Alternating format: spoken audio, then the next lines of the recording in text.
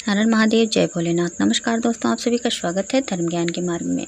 आज हम बात करेंगे कि 1 से 31 मई 2025 कुंभ राशि वालों के लिए कैसा रहने वाला है। इस महीने होगा मंगल ही मंगल। क्या मंगल होने वाला है आपके जीवन में? मई के महीने में क्या क्या लाभ मिलेगा, क्या क्या सावधानी रखनी है, क्या उपाय करना चाहिए अपने जीवन को बेहतर बनाने के लिए। चलिए सभी महत्वपूर्ण बातें जानते हैं। आपका भाग्य, कैरियर, स्वास्थ्य, शिक्षा, प्रेम, परिवार, नौकरी, व्यापार, सब कुछ के बारे में जानेंगे। वीडियो में बने रहिएगा, अंत तक लास्ट तक जरूर देखिएगा, जिससे कि आप लोगों को सारी जानकारी समझ में आ जाए। दोस्तों, यह राशिफल आपके नाम राशि चंद्र राशि पर आधारित है। तो चलिए देर न करते हुए इस वीडियो को मैं शुरू करती हूँ कुंभ राशि वाले आपके सेहत से। तो स्वास्थ्य के दृष्टिकोण से मई का महीना आपको औसत लेवल के परिणाम दे सकता है। अन्य ग्रहों की स्थितियाँ अच्छी या फिर औसत लेवल की है, लेकिन आपके लग्न या राशि के स्वामी ग्रह शनि की स्थिति फिलहाल ठीक नहीं है। इस महीने शनि ग्रह रहेगा तो अपने ही नक्षत्र में, लेकिन दूसरे भाव में शनि का गोचर अच्छा नहीं माना गया है। यह एक कमज़ोर बिंदु है। शनि आपके दूसरे भाव में रहेंगे और महीने के पहले हिस्से में राहु केतु के प्रभाव में भी रहेंगे।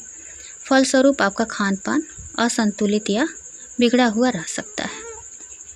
फलस्वरूप पेट या मुख से संबंधित कुछ परेशानियां देखने को मिल सकती हैं। कमर के आसपास की कुछ तकलीफ़ें रह सकती हैं अथवा जन नागों के आसपास कुछ इन्फेक्शन जैसा भी देखने को मिल सकता है। लेकिन महीने के पहले हिस्से में आरोग्यता के कारक ग्रह सूर्य का उच्च का होना किसी भी प्रकार की बड़ी समस्या को आने से रोकेगा। वहीं महीने के दूसरे हिस्से में बृहस्पति आपके पंचम भाव में गोचर करते हुए आपके प्रथम भाव को देखेंगे। फलस्वरूप इस अवधि में भी कोई बड़ी स्वास्थ्य समस्या नहीं आने देंगे। कहने का तात्पर्य यह है कि स्वास्थ्य के दृष्टिकोण से मई का महीना मिला जुला या एवरेज परिणाम दे सकता है। यदि आप लापरवाही नहीं दिखाएंगे और स्वास्थ्य के प्रति जागरूक बने रहेंगे तो परिणाम आपको अच्छा देखने को मिलेगा। बात करेंगे आपके प्रेम और वैवाहिक जीवन की। तो मई के महीने में यदि आपके प्रेम संबंध की बात की जाए तो इस महीने आपके पंचम भाव के स्वामी बुध औसत लेवल के परिणाम देता हुआ प्रतीत हो रहा है। बुध ग्रह का इशारा औसत लेवल की लव लाइफ दिख रहा है, लेकिन प्रेम का कारक ग्रह शुक्र उच्च अवस्था में रहेंगे। यह प्रेम के लिए बहुत अच्छी स्थिति निर्मित करने का संकेत कर रहा है। महीने के दूसरे हिस्से में बृहस्पति की पंचम भाव में उपस्थिति भी लव लाइफ में काफ़ी अनुकूलता देने का संकेत कर रही है। अतः यहाँ भी एवरेज से बेहतर परिणाम मिलते हुए देखे जा सकेंगे या काफ़ी हद तक अच्छा परिणाम मिलने की संभावनाएं बन रही हैं। मर्यादित तरीके से प्रेम करने वाले व्यक्तियों को इस महीने मिलाने के मौके भी मिल सकेंगे। वहीं अमर्यादित प्रेम करने वाले की स्थिति में कुछ बड़े बुजुर्गों की डांट भी खानी पड़ सकती है। विवाह आदि से संबंधित बातों को आगे बढ़ाने के लिए महीने का दूसरा हिस्सा काफ़ी अच्छा कहा जाएगा। वहीं वैवाहिक जीवन यानी कि दाम्पत्य सुख की बात करें तो इस महीने इस मामले में भी सामान्य तौर पर मिले जुले परिणाम मिलते हुए प्रतीत हो रहे हैं। सप्तम भाव का स्वामी महीने के पहले हिस्से में उच्च अवस्था में रहेगा, जो आपके दाम्पत्य जीवन में अनुकूलता बनाए रखेगा। आप लाइफ पार्टनर के साथ कहीं घूमने फिरने जा सकते हैं अथवा साथ में मनोरंजन के अच्छे मौके मिल सकते हैं। हालांकि महीने के दूसरे हिस्से में शायद ऐसे मौके कम मिल सकें। कहने का तात्पर्य यह है कि वैवाहिक जीवन के लिए मई का महीना औसत रह सकता है, जिसमें से पहला हिस्सा ज़्यादा अच्छा परिणाम दे सकता है। हालांकि महीने के दूसरे हिस्से में भी बृहस्पति की स्थिति अनुकूलता बनाए रखने की कोशिश तो करेगी।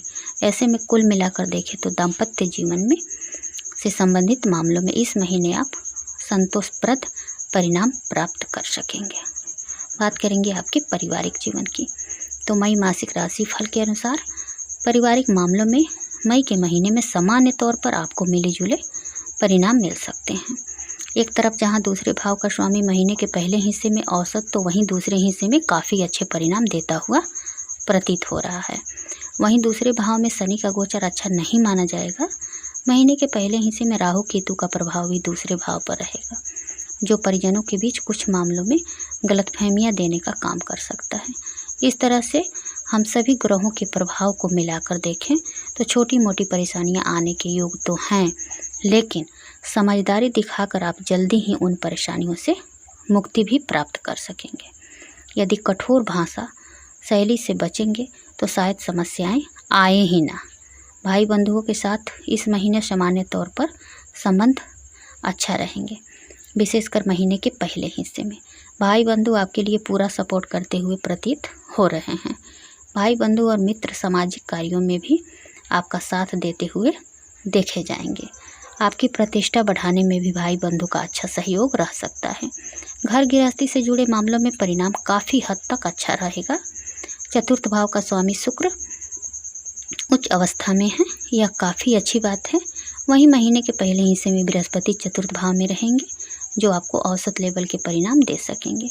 हालांकि चतुर्थ भाव में शनि की तीसरी दृष्टि अच्छी नहीं कही जाएगी, फिर भी कुल मिलाकर देखें तो गृहस्थी के मामले में आपको औसत से बेहतर परिणाम मिल सकते हैं।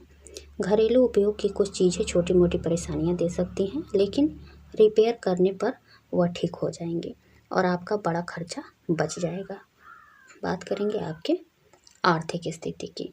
तो आर्थिक मामले की बात करें तो इस महीने आपके लाभ भाव के स्वामी बृहस्पति महीने के पहले हिस्से में औसत परिणाम देते हुए प्रतीत हो रहे हैं। तो वहीं महीने के दूसरे हिस्से में बृहस्पति का पंचम भाव में गोचर आपके लाभ के ग्राफ को बढ़ाने का काम कर सकता है। विशेष अनुकूल बात यानी कि अच्छी बात यह है कि बृहस्पति लाभ भाव के स्वामी होकर लाभ भाव को देखेंगे। फलस्वरूप आप जितनी मेहनत करेंगे वैसे परिणाम आपको मिलते रहेंगे। कुछ ऐसे मामलों में परिणाम से भी यानी कि उम्मीद से ज़्यादा अच्छे भी रह सकते हैं।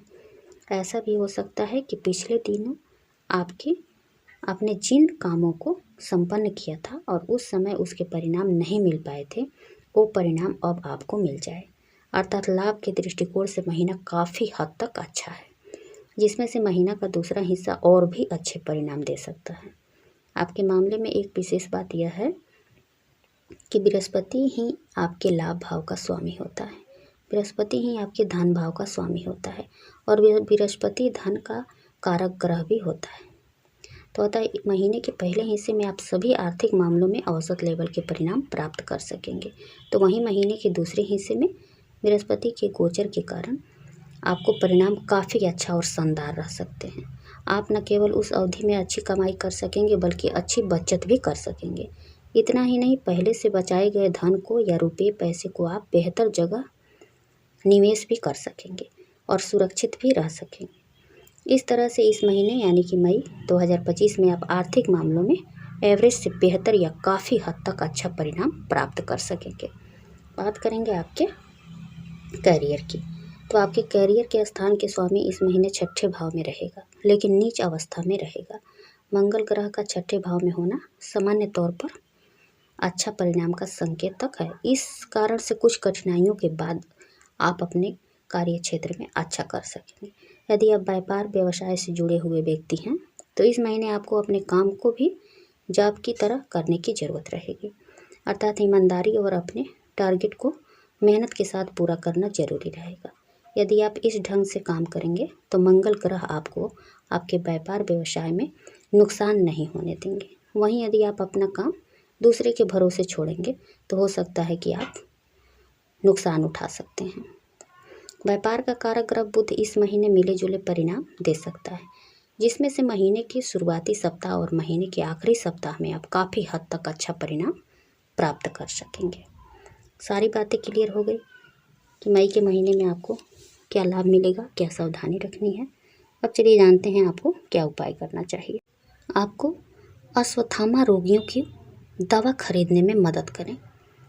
जो ही आपके पास समर्थ है, अश्वत्थामा के रोगियों को आप कुछ दवा खरीद कर जरूर दें।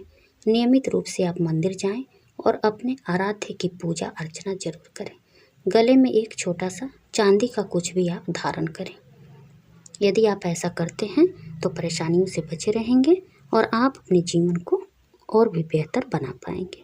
तो उम्मीद करती हूँ कि यह जानकारी आप लोगों को पसंद आएगी। यदि जानकारी पसंद आए तो वैसे ही वीडियो देखने के लिए वीडियो को लाइक और चैनल को पक्का आप लोग सब्सक्राइब कर लीजिएगा। दोस्तों, आप लोगों की एक छोटी सी लाइक से हमें बहुत अधिक हिम्मत और प्रेरणा मिलती है, तो लाइक करना ना भूलिएगा। साथ ही साथ कमेंट बॉक्स में हर हर महादेव जय भोलेनाथ जरूर लिखिएगा इनकी कृपा पाने के लिए। फिर मिलती हूँ एक नई वीडियो के साथ, तब तक के लिए बाय, धन्यवाद।